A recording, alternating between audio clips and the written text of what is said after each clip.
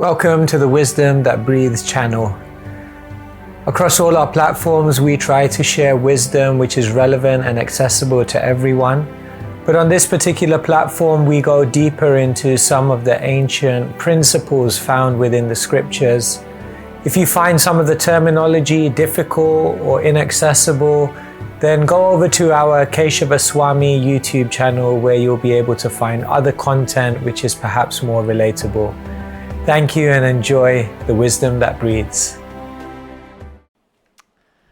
Hare Krishna. So thank you so much everyone for coming on a Friday. You can keep that there, that's fine.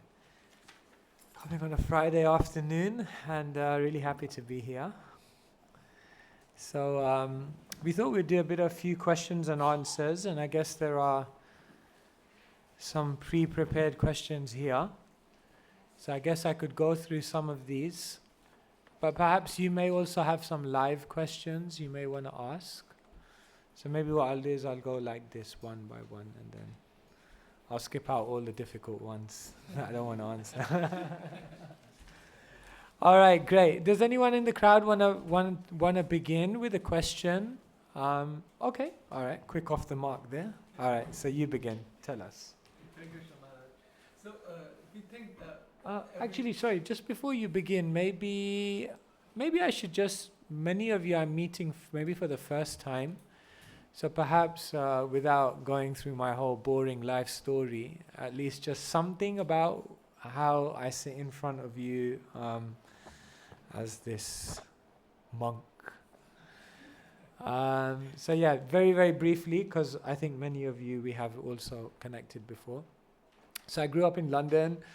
And I grew up in a kind of, semi-religious family, but it was more cultural, traditional than anything more serious than that. Hey, Hare Krishna, you're here. He's from London.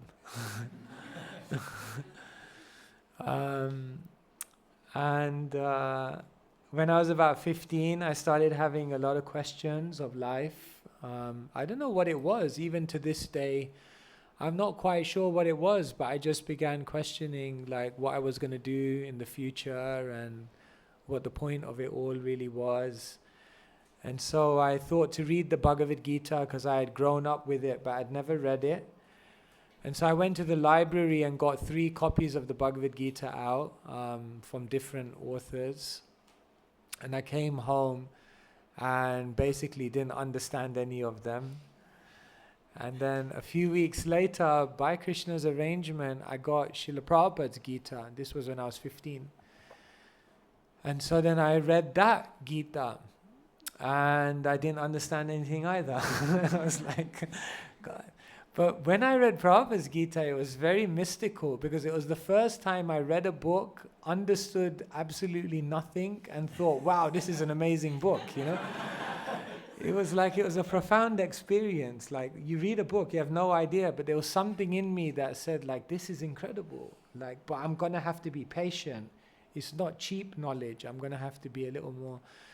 So then I remembered, I go to the temple and there's those guys in orange that kind of like, that you never approach, you know, that you just kind of look at from a distance. And well, maybe I should go ask these guys some questions.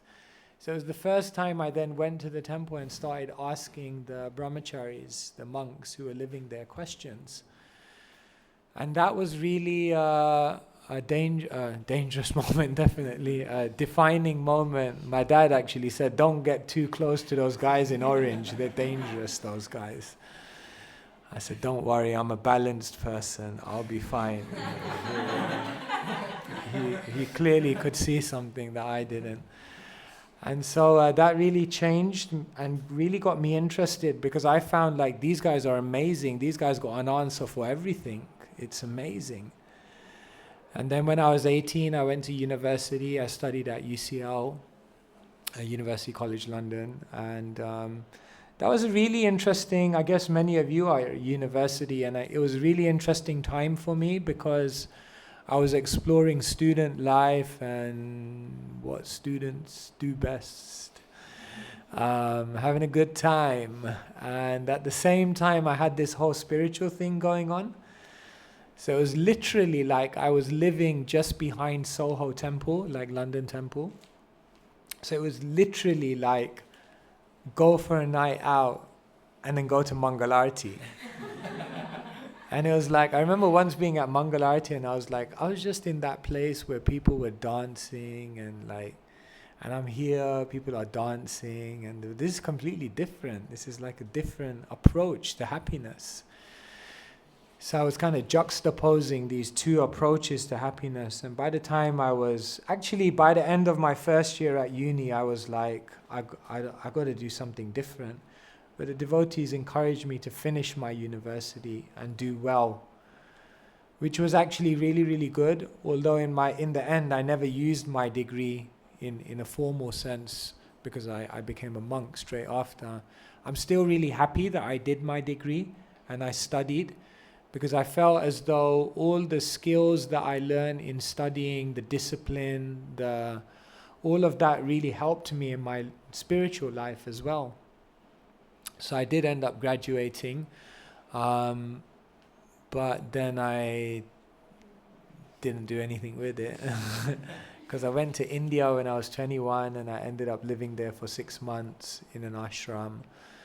And then I came back to London and decided I'll do this for a little bit longer. And then a little bit longer became 25 years. So that's a little bit of my humble life story. And I guess we all have our journeys, and it's interesting. Sometimes you can look back at your life and you can see that certain things happened, certain people you met.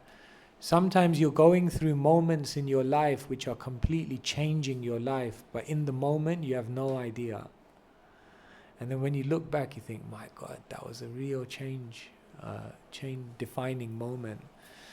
So it's very beautiful the way life goes. Krishna is always there. The moment you look at Krishna, the moment you open the door and say, Krishna, can you come into my life? Krishna comes in and he takes over everything. Watch out. It's very beautiful. But Krishna becomes so much present in our life. My spiritual master, someone once asked him, have you ever seen Krishna? And he said, I've never seen Krishna's face, but I see his hand every single day. And so it becomes like that. Krishna consciousness is so real that you begin to feel like Krishna is doing... This really impressed me about the devotees, that when I met them, they would always say things like, oh, Krishna's playing a trick on us, or oh, Krishna's maybe telling us. Krishna, and I was like, for me this was mind-blowing, because I never thought of God as someone who was so active in your life. My concept of God was that he's up there, we're down here, you follow the rules, don't get him angry, he'll leave you alone, and everyone's happy, just keep the peace, and here they were talking as though like Krishna was their best friend. Like Krishna's playing a joke on you, what are you talking about? Like Krishna's God. Yeah, God plays a joke on you because he gets involved in your life when you open your heart to him. And so that was exciting for me, and I don't know if I can sit here and tell you that, yes, I have seen Krishna. But definitely we can't doubt that Krishna is active and alert and attentive and affectionate and very much a part of our life. So that's very beautiful. So yeah, it's a real adventure. All of us here in this room are on, and we all have to find our path. For me, this was the path.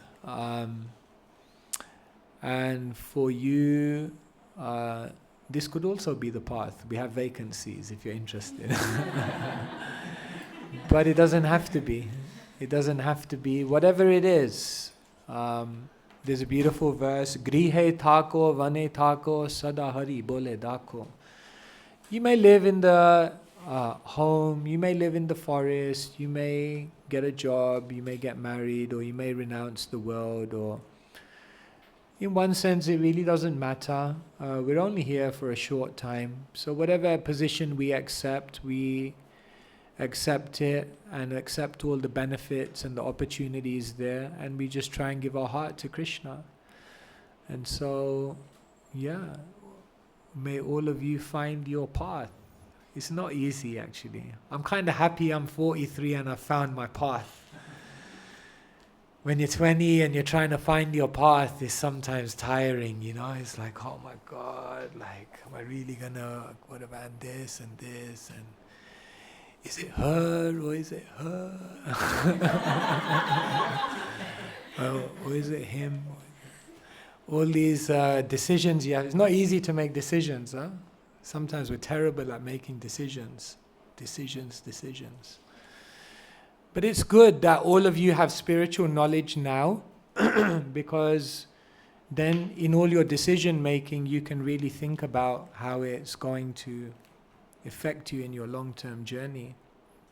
So, yeah, it's a beautiful time, and I guess the last thing I'll say in this little pep talk at the beginning is just that don't be normal. Don't just try and fit in. Don't just do what everyone else tells you should do. Don't just follow the traditions of society.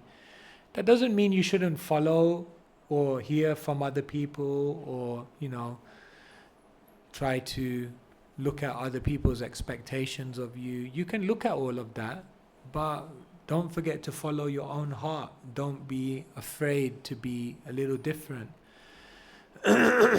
Because each soul is amazing, and each person has an incredible ability and contribution to make to the world. And the biggest problem in this age that we're living in is that 99% of people are living outside of their dharma.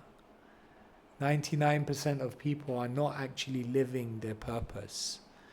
99% of people have just settled for security and comfort, but are not actually unleashing the incredible potential that they have, because they just following what society tells them is success, and therefore most people don't feel fully satisfied within themselves. So we have an opportunity to break free from that, and Krishna consciousness is that opportunity. All right, those were some words. So yes, you can start us off.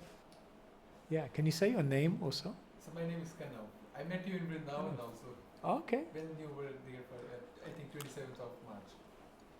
Last month. Wow, that's very precise. Got a good memory. Who can forget meeting you, Maharaj? Thank you. So Maharaj, I had a thought every time I sit to chant, and it always comes to my mind that I am here now. When I was in India, I used to go to Vrindavan every month, but I'm here now, and I cannot go to Radharamanji. I cannot see him physically present in front of me, and every time I'm having a picture of him, I'm having his kopin, his langot that he wears, the Goswami gave me. Every time I'm in front of his picture, I think that why Krishna, why am I here and you are there? You're so far now, I cannot come to Vrindavan. So is it a good thought that should come into a mind of who is listening to lectures on Prabhupada, that we know Krishna is everywhere? Is it a good thought that should come into his mind who is trying to chant? Wow. Clearly you're in Maya. It's like, this is I can see you're totally out of it. So I don't know how familiar everyone is. Everyone's familiar with Vrindavan, Radharaman, these names are okay? No, not exactly. Yeah, okay, so let's just contextualize it. So Vrindavan is a very, very beautiful place. Vrindavan is the place where Krishna appeared here in this world 5,000 years ago. So Vrindavan is considered actually, although within the material world, it's actually considered a completely spiritual place. Spiritual places in Sanskrit are known as tirtha. Have you heard this word? Tirtha. The word tirtha means a bridge. So there are certain places in this world which are tirthas or holy places, and what they are literally is they are bridges to the eternal world. In other words, when you go to those places, although they seem to be within this world, you almost immediately begin to feel like you're in another world. It's kind of something like an embassy. Like, I don't know if you have an Indian embassy in Toronto, but the Indian embassy in London is like, it can be like -5 outside, and in the Indian embassy, like there's a fan on the wall, and it's like, and then immediately like none of the machines work, and you immediately begin to think like, am I in India? No, you're in London. No, but you're in the embassy. So there's a sense in which these holy places are powerful because immediately you feel yourself to be in another place. So therefore pilgrims go to these holy places every year, thousands and thousands of them. And sometimes people at the end of their life, they will leave everything behind and just go to the holy place and just say, I will live there now for the rest of my life, because they're preparing themselves to enter into eternity. So what better place to do that from than a tirtha? And so Kanav has a connection with Vrindavan. He's very fortunate. From his birth he's been going to Vrindavan.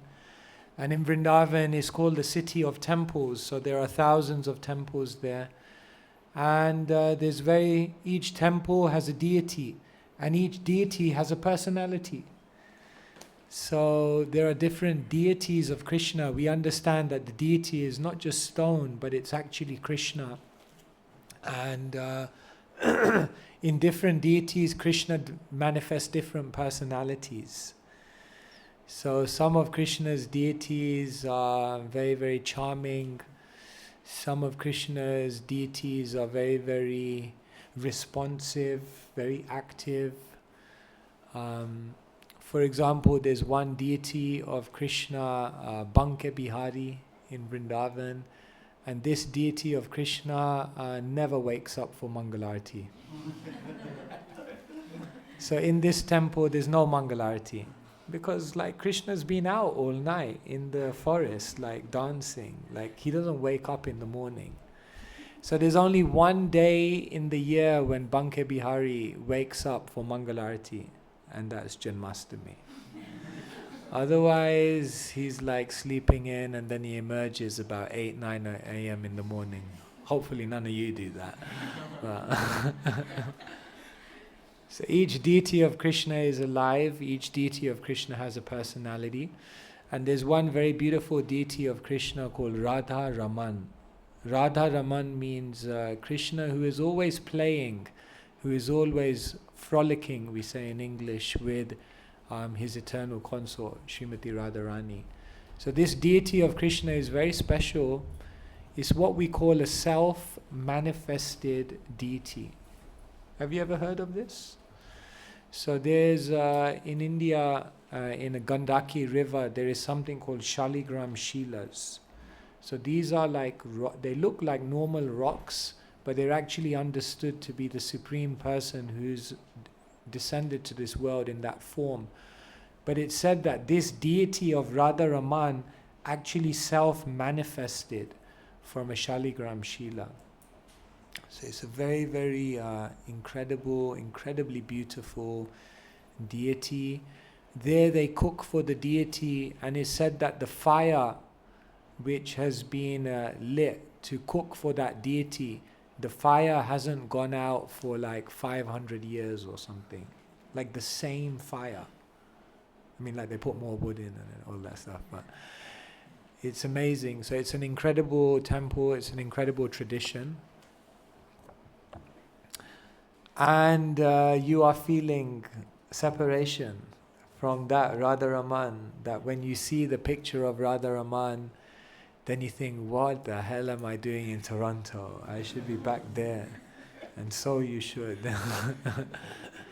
So sometimes we feel like that. We feel like, where am I? I feel very far away from Krishna. But even that is very, very beautiful. It's a very beautiful feeling. In Sanskrit, the word for separation is viraha. This is a Sanskrit word, you may have heard it. Viraha means separation. But did you know viraha has a double meaning? Raha comes from rahasya, which means confidential. And vishesha means special. So viraha means separation, but the double meaning of it is a very special and confidential type of meeting. Therefore, it's actually said according to spiritual culture that when we're separated from someone in our heart, then although we feel separated from them, almost paradoxically, it's a very, very close meeting of the heart. Have you ever felt that? Like sometimes you're very, very far away from someone, but you feel as though your heart is very, very close to them. And sometimes it can be the opposite. You're right next to someone, and you feel like 1,000,000 miles away. That's why, right? That's why we shout. Why do we shout when we're next to each other? You're right next to each other. Why are you shouting? Because our hearts have become so far away that we need to make up that distance. So, yes, separation is good. We should always be longing after Krishna. We should always desire to be with Krishna. And our relationship with Krishna is sometimes like that. Sometimes it feels a little far away. Sometimes it feels like we're not able to do what we want to do. But it's okay. If in your heart that makes you more eager, more enthusiastic, more desirous, then it's actually something very beautiful. So, yes, this is called love in separation. It said that the river of love for divinity flows along two banks. And one of the banks is known as Sambhoga, which means meeting, and the other bank is known as Vipralamba or Viraha, which means separation. So the flow of the river of love flows through these two banks. And so sometimes in our life we feel separation, sometimes meeting like this. Thank you. Sorry, that was a long-winded answer, but just to contextualize it otherwise. All right. Should I read something from here? Yeah, I'll read one from here, and then we'll open it up to you. Okay, so I'll just start from the top. How to stop identifying people with their faults. Yeah, it's amazing. Now many of you also are living together. When you weren't living together, everyone looks like a saint. And then when you do live together, you're like, that person is so annoying. We begin to see so many things in each other when we live together. I also lived in an ashram with 30 brahmacharis for many, many years, nearly 20 years. Nowadays I travel, which is good. Better for them than it is for me, I'm sure. I was more annoying than them. But it's not easy. So the first thing is that they say oftentimes what happens is when it comes to other people's faults, we're like judges. And when it comes to our faults, we're like lawyers. Another time, one person, he came to Srila Prabhupada and he said, I just can't tolerate this person anymore. And Prabhupada said, you have to tolerate him just as I'm tolerating you. So we think we have this notion that we're perfect, that everyone else is just, one day they'll catch up to me, like they just really like these guys, I have to have my mercy on them, like. We have this notion that often we don't see our own faults. And so Bhaktisiddhanta Saraswati Thakur, he says the first thing we should do when we see other people's faults is we should see our own faults. And if we don't have those faults, we should look back and we should see, I used to have faults. I wasn't always over this. And therefore, then what happens is, instead of putting them lower than you, we begin to see, no, actually, we're not that different. I was also there. Maybe I am also still there. And so I think that's the first thing that helps. When we see the faults in others and then we make ourselves higher than them, then it blocks a relationship. But when we see faults in others, but we realize there's faults in me, then we can help another person. The second thing is, when we see faults in others, we should also try to see the good things. The tendency is, when we see a fault, that begins to dominate our consciousness, and we don't see the other 50 amazing qualities that someone has. And what happens is, we magnify and amplify that fault so that it blinds us to every other good thing about that person.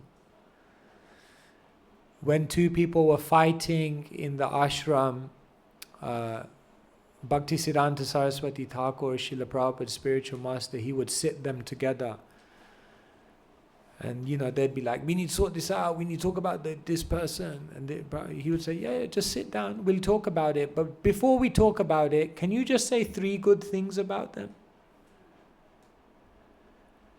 And then one person would say 3 good things about them, one person would say 3 good things about them, and it was kind of like, but he's not so bad after all, And he has also realized my glories as well, so clearly he is a nice person. And so where we create communities where there is a culture of appreciation, isn't it? Someone can do like 50 good things and we will make a mental note. I've mentally noted it. They've done a good thing. But the moment they do something wrong, it's like, bang. But imagine if we would create a culture of non-envy, a culture of appreciation, a culture where we actually vocalized all the beautiful things that those people around us do. Then what would happen is, when we see the faults, we would see something different. There's actually when I was studying at university, there was a management handbook, and it was called Catch Your People Doing Something Right. Because what most managers or people do is they just catch their people doing something wrong. So yeah, these are some things we can do when we see faults in others. And ultimately we have to think Krishna forgives them. One of Krishna's names is Adosha Darshi, which means he who sees no faults. So Krishna, if we are going to be devotees of Krishna, then we should also follow in the footsteps of what Krishna does. And that is that they try to overlook, and they try to always see something good. Shyam Sundar Prabhu, in the early days, he came to Srila Prabhupada and he said, Srila Prabhupada, I've been like really stupid. Prabhupada said, don't worry, we're all stupid. And he said, no, Srila Prabhupada, I made a big mistake. I have to go to jail. Prabhupada said, don't worry, Krishna was born in jail. Then he said, Prabhupada said, what was the crime? He said, I was dealing in drugs. Prabhupada said, don't worry, I was also dealing drugs. Prabhupada was a pharmacist. So. Whatever he said, Prabhupada was just very encouraging. So we have to try to be like this. The German writer Goethe, he says, treat someone as they are and they will remain as they are. But treat them as they can and should be, and they'll become what they can and should be. It's beautiful, no? Like, imagine, instead of treating someone as they are, then they'll just stay like that. But if you try to encourage them, no, you're bigger than this, you're better than this, then they will rise to that. So we are not just passively seeing other people, we are actually active participants in another person's development. How you interact with others very much affects how they develop. So instead of seeing people's faults, we should try to help them overcome those faults. Easier said than done, but it's definitely a beautiful thing if we can do it. All right, anyone else live on the floor if you would like to ask a question? Okay, yes. Your name, sorry? I am Cecilia. Cecilia. So I'm going to go kind of, unfortunately, very deep because I understand how Krishna and these beautiful name sources, different modalities, they're all things about forgiveness and how in forgiving others you can liberate yourself, right? I understand those things. What do you do when you have generational trauma of stuff that is like almost unforgivable sins like murder, pedophiles, that kind of stuff? Like, how does one come around to kind of forgiving those kind of? You mean when you encounter that in people around you? They're in your blood family. So I'm Okay, the one right. generational trauma stuff and trying to heal that, right? So I'm like, oh my, like how do you, like I understand the forgiveness and all that stuff, but it's like how do you forgive things that are almost like the unforgivable sins? Because in my books, I'm sorry, you do harm to a child, you're a monster. And that's where I just can't seem to get my head around it. You can't resolve that. Yeah. Sorry, Yeah. anyways, just to understand, like it's. Yeah, it's hard. This is not my projection, obviously. Like I'm not that monster, but I've been trying to figure out a way of forgiving things that happen in my family lineage that I know that has created some ripple effect into my generation, into my family, into my life, and even into my nieces, which I'm trying to stop. I'm trying to stop it so it doesn't fall to them. Yeah. You know what I mean? Thank Sorry. you. Yeah. No, thank you. Yeah, Thank you for being so sorry, open. Sorry, deep, but I think we all have one way or double. Sure. Yeah, no, it's an important question. You know, we are surrounded by people. No, thank you. We're surrounded by people who sometimes do pretty, things which are, to some way, shape, or form, pretty shocking. And to just forgive them seems like very, very difficult. So how do we deal with that? Forgiveness is the direction in which we're is a destination which we're trying to reach.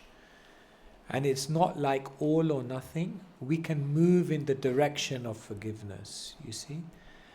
As good as forgiving someone is moving in the direction of forgiveness. So what we try to do, say for example, if there's someone who does something and you just can't come to terms with how they could have done that, at least what we can begin to do is try to help them. Try to help them to be better. That's Try great to. when people are alive. Oh, okay. When the people have passed on, my best remedy has been understanding what led them to be such toxic people. Yeah, And yeah. So that can help. Yeah, that kind of stuff, but yeah. it's still to the point where it's how do you forgive murder? How do you Yeah. forgive these kind of stuff? And it's like there's generational past stuff and then there's current stuff, so it's kind of one of those. Like, Yeah. Sorry, it's just there's one uncle who wants to talk to me and I'm never going to talk to him because he killed a friend. And I happen to be friends with her on top of that. So it's one of those things where, sorry guys, it's in the news. Yeah, so I'd rather not talk to him instead of yelling at him. so if they're here, then we can try to serve them, try to help them, try to arrange some help for them. As I mentioned, we're not just passive observers, but we can try to do something. Anyone who does such things, they're the ones who are actually suffering themselves as well, to be in such a state of mind to do such things. So if they're here, we can do that. If they're gone, as you mentioned, we can try to understand what led them to that. Of course, that may not even pacify our minds, but at least we get some kind of context. And then the third thing we can do is just pray for them. Pray for them that they come to their good consciousness and they find a way out of this kind of very, very extreme material kind of illusion that covers them. So yeah, this is what we're dealing with in the world today. So I think these are some techniques you can try. Thank you so much. Thank you. Thank you. All right, I'll read one from here. How do I stop comparing myself to others? I understand it all comes down to false ego, but I don't know what to do, how to build healthy confidence. So instead of, what we encourage people to do is, instead of comparing yourself to others, the comparative tendency is always there, so what you can do is redirect it to begin comparing with yourself. Instead of comparing, this person is here and I am here, we can say, 5 years ago I was here and now I'm here. And when we compare with ourselves, it's a much more useful type of comparison, because then it helps us to see what is our actual journey. When we compare with others, there's not actually any benefit you get from it, because everyone is on a completely different journey. Everyone had a completely different starting point, and everyone has a completely different configuration of personality, and therefore to compare with someone else will not actually give you any useful information in one sense of how you can be progressive. But if you compare with yourself and see how your progress has been going, then it becomes much more useful. So that's the first thing. The second thing is, the reason we compare with others is because we have the wrong definition of success. In the Bhagavad Gita, Krishna is explaining to Arjuna that the goal of life is not to be the best. The goal of life is to try your best. And so if you can go to bed at night and say, I tried my best, I did everything within my capacity to do the best thing in the world, then you can go to bed at night and rest assured that you're 100% successful. But what happens in the world is we measure our success based on results. Your position in a ranking, your percentage in a test, your power in a movement, your popularity on social media,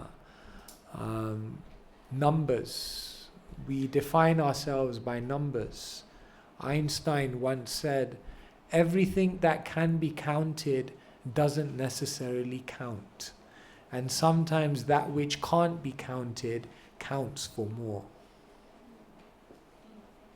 But what happens is we define ourselves by numbers, and then what happens is we become insecure, we begin to doubt ourselves, and then we begin to think,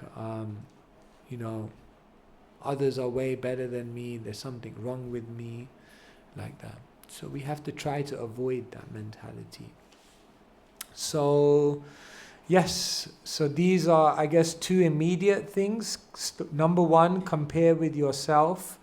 And number two, change your definition of success. And the third thing I'd say is the other wrong mentality we have in our life that the material world has taught us is that if someone's winning, you're losing.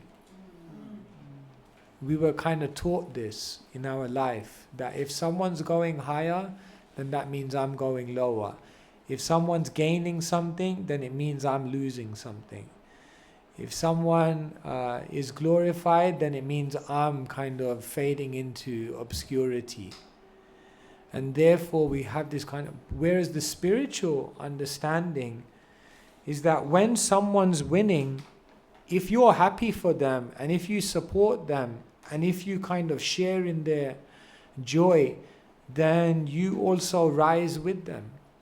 That's amazing, isn't it? And so it's really a team game. We're not playing against each other, we're playing with each other. And therefore, every person's victory can be your victory as well. It's said that if someone has good qualities and you meditate on them, then you actually develop those good qualities. That's amazing, isn't it? If someone is like, just has really good character, really good qualities, and in your mind you meditate on that and appreciate that and have genuine happiness for that person, then you actually develop those qualities. Wow. So it's like that. So that's another thing. It's a deviant mentality that we think we're pitched against each other. We're not. All right, good. Someone live? Yes. Your name? Gitika. Kirtika? Gitika. Kitika? Yeah. Okay. So, it's just a funny question. Does Krishna take breaks from us? Like, I don't know. Because I have been believing Krishna ever since, like, probably when I was like 15, 16. And I've always been like, Krishna, Krishna, Krishna. And I was so happy when you started off your conversation saying Krishna is always there. So I did believe in that. And every problem that I have come across, I've absolutely solved it. So I just came out of it, and I know Krishna did it. But you know, when in moments you feel there is no coming out of this darkness, like there is no light out there, I don't see coming out from this. I look for Krishna and I'm like, are you even here? Are you listening to me? Or I feel, are you angry with me? Did I make any mistake? So there are times when I don't pray on a regular basis. So I feel like, okay, maybe I Is just pray. Krishna really there? Yeah. It's like this. When you go into an exam, when you go into the exam hall, is your teacher there talking to you through the exam? No, the teacher's quiet. Is that because the teacher has abandoned you? No, the teacher gave you all the lessons. The teacher gave you everything you needed.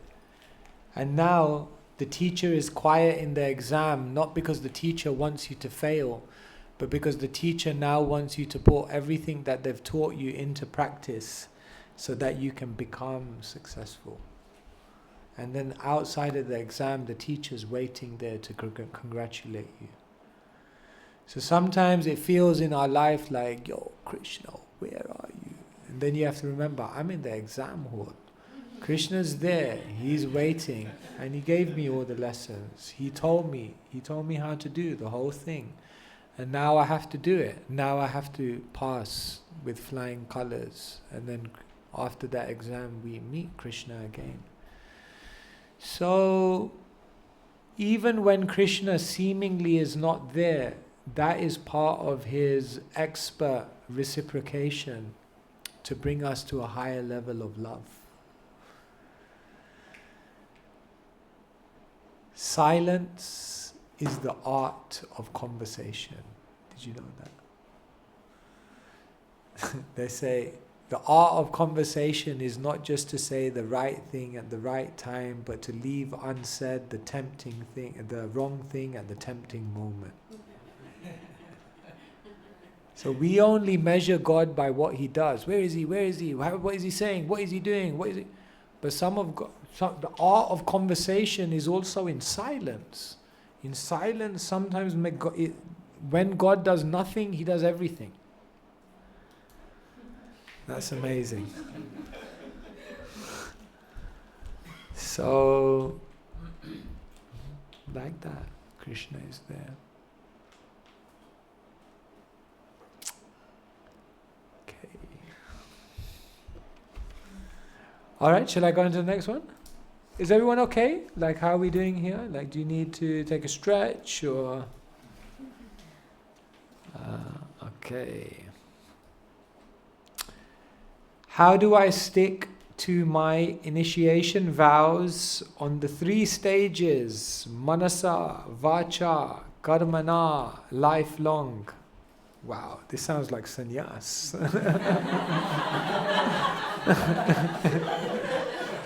Anyone here want to take sannyas? Wow. How can I be dedicated to serving my Guru Maharaj, my spiritual teacher? Okay. So everyone here is aware of initiation? Okay, initiation. It already sounds like a dangerous word. Like they take you into an alley and then like beat you up or something, and then you have to survive it to join the gang, you know? So at a certain point in our spiritual journey, we may take something called an initiation. In Sanskrit, this is known as diksha. So what is an initiation? It's basically doing what you've been doing, but just making a formal vow to do it. It's almost like when you're in a relationship, you've already been living with each other, you're already committed to each other, but then you get married. And you almost just make that vow, till death do us part. And it's a formalization. So that's what an initiation is. It's a time when you basically formalize your commitment to Krishna. And generally what we do in initiation is that the two main vows that are taken are to chant 16 rounds and to follow the 4 regulative principles. I think all of you are aware. No meat eating, no gambling, intoxication, I forgot that. No illicit sex like that. So how do we stick to these vows? And in manasa, vacha and karmana.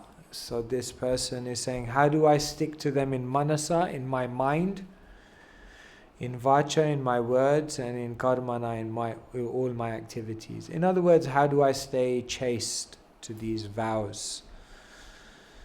Vows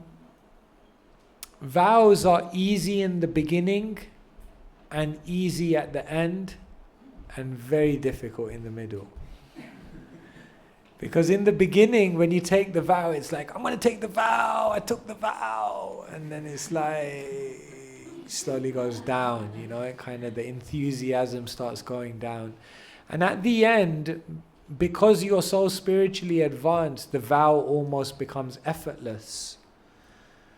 So in your maturity, it's very easy to follow the vow because you're advanced. And in your infancy, it's kind of easy to follow the vow because it's all just like fresh. But then in the middle, that's like what we call the graveyard. That's where there tends to be a lot of spiritual casualties because the freshness is gone and the taste hasn't come yet. So it's like, say for example, it's like, hold this up. Well, simple. Now can you hold it up for like the next 5 hours? That's hard. Even though it's simple to pick it up and it's not actually that heavy, to hold it for a long time can cause a lot of stress. And then when we make a vow and then we don't fulfill it, then it brings a lot of guilt. And that's also like very, very dangerous because nobody likes to feel guilty. So how do we make sure once we take a vow that we can continue following it? The first thing is that we have to support the vow. And what that means is that we have to engage in the positive activities of Krishna consciousness which give us spiritual enthusiasm. When we are finding the joy, the happiness, the taste of spiritual life, then following the vows becomes kind of effortless. But when we're not experiencing that higher taste, then following these vows, which almost restrict us from the lower taste, start to feel a little bit limiting. I mean, like, I need something in my life, and because I'm not getting taste here, I need something. Okay, then I might have to break this and just get something. So the first way in which you maintain your vows is by constantly investing in the spiritual practices which will bring you joy, nourishment, fulfillment, and a higher taste. If you do that, then it will become much easier to follow the vows. The second thing, okay, maybe I'll approach this question in a slightly different way. There tends to be 3 situations in which people break their vows. Generally.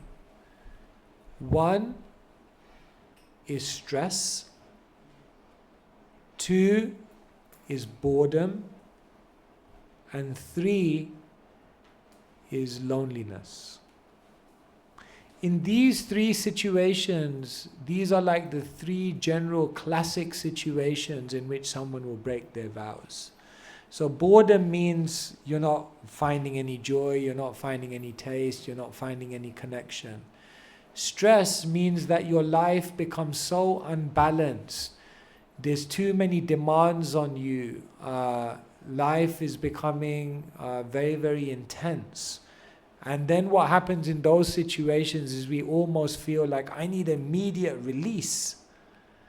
And then what we tend to do to get that immediate release and relief is we just kind of go for some immediate sense enjoyment.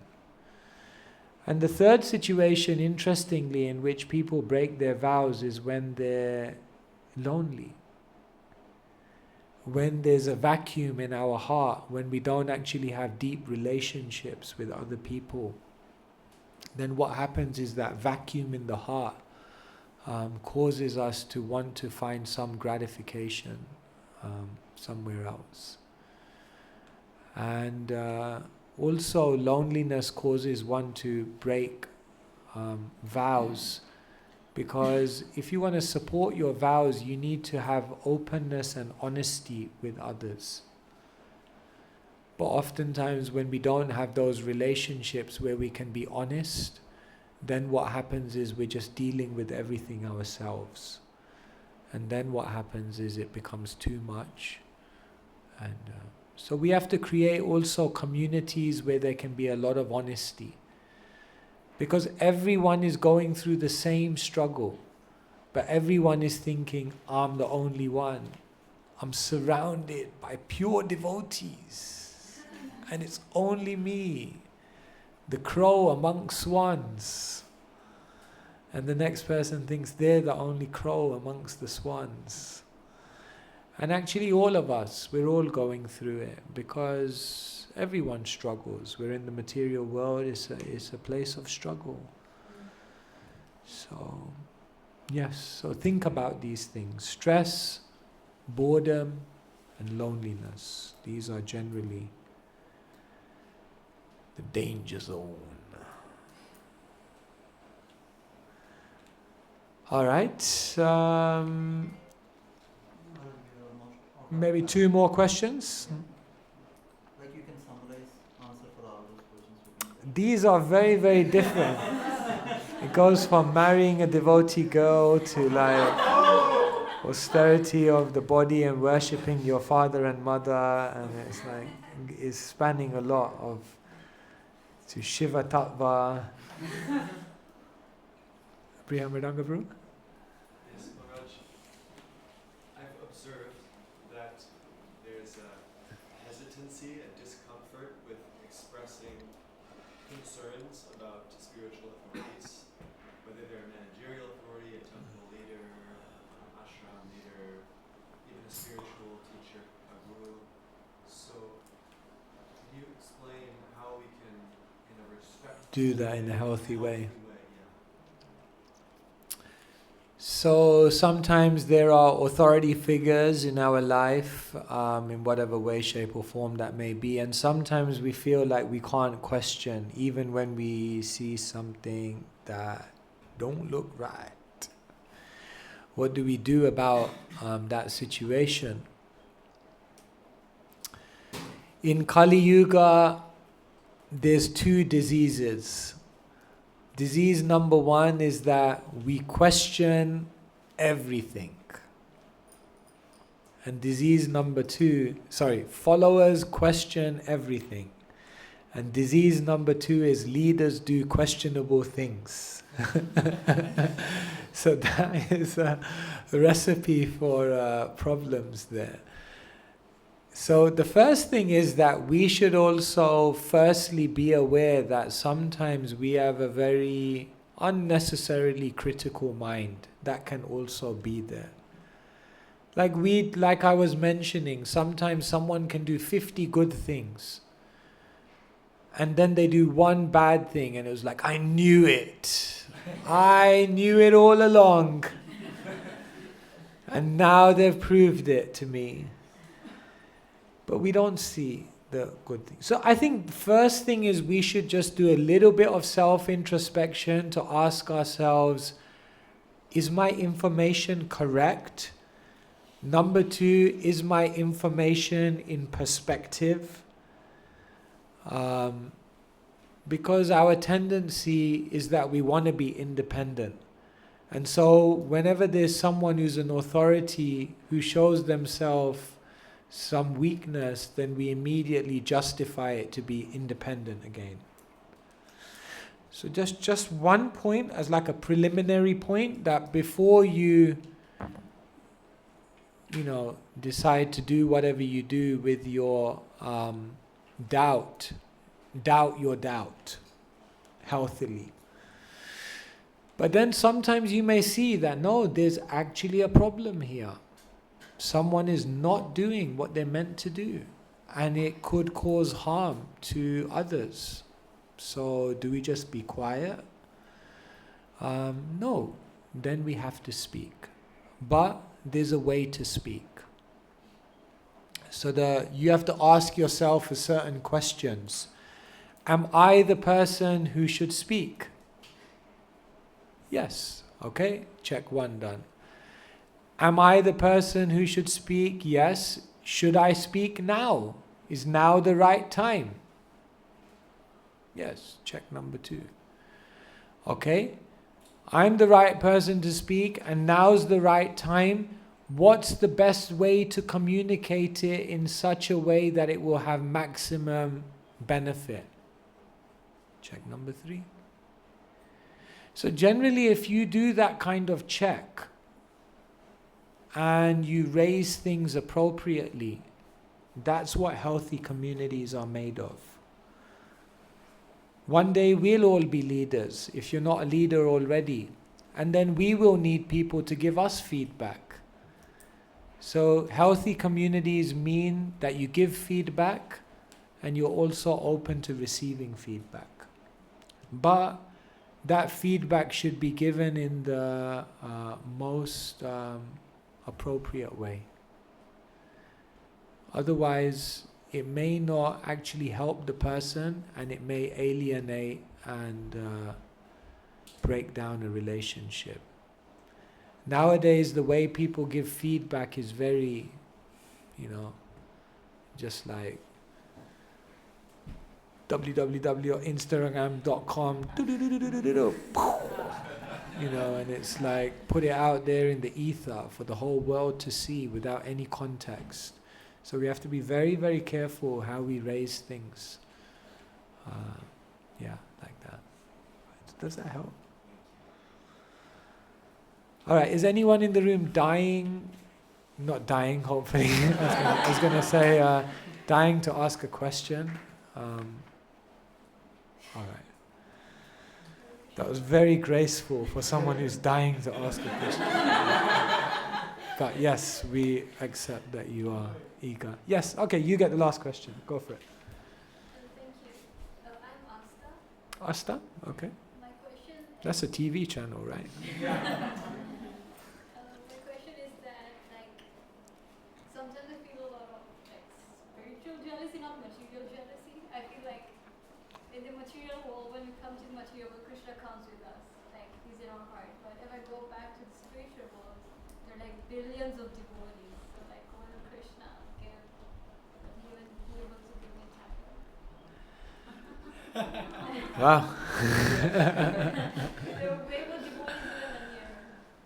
So Krishna is in the spiritual world with unlimited devotees, and then sometimes we think, that's really nice, but will he look at me? Will he? The amazing thing is, Krishna's already with you.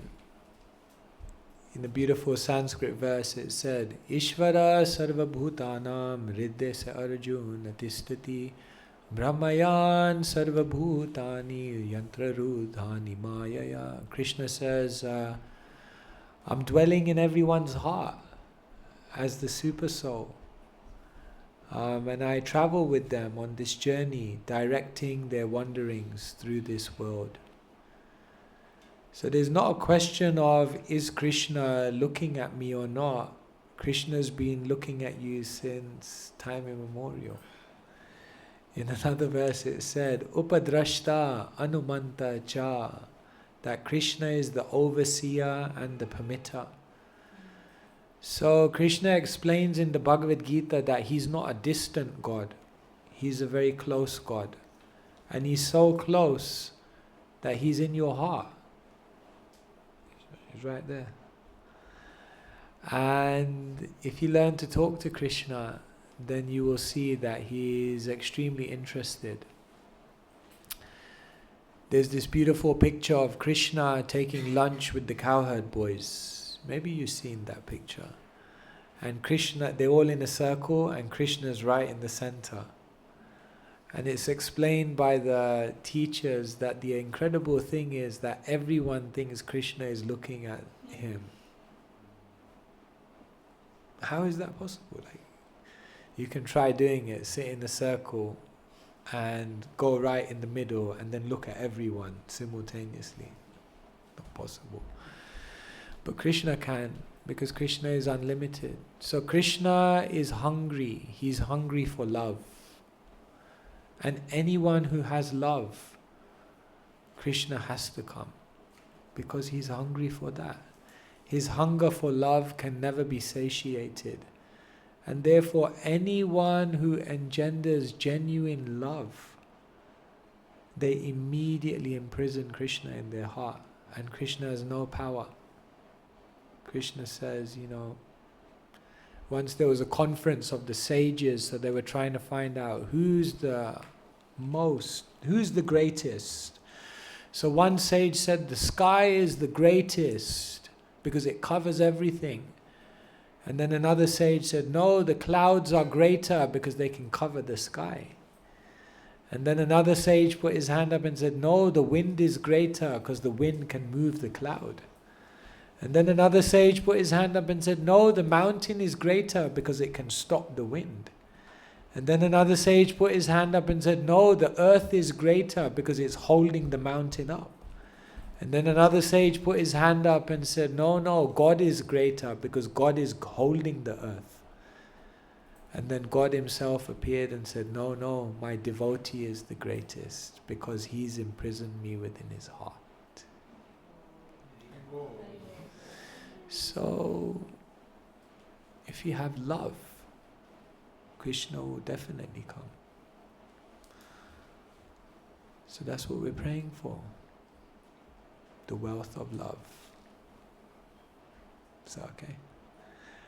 Alrighty.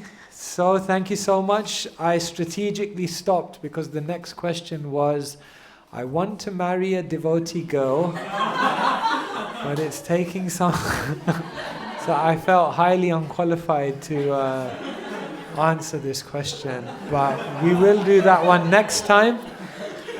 I don't know when the next time will be, but good luck. No, I'm sure it will all work out. Krishna arranges everything. Thank you so much, everyone. Srila Prabhupada ki